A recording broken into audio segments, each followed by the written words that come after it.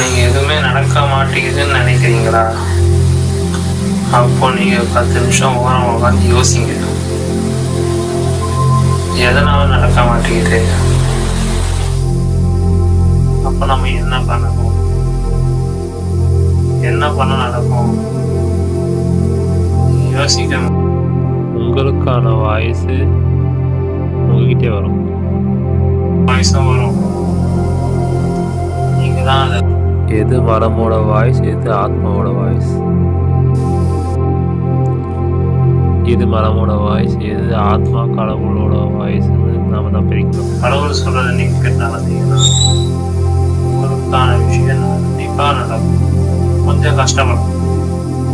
ஆனால் அது கஷ்டம் பார்க்காம நீங்கள் சந்தோஷம் பார்த்தீங்கன்னா அது உங்களுக்கு சந்தோஷம் தான் தரும்.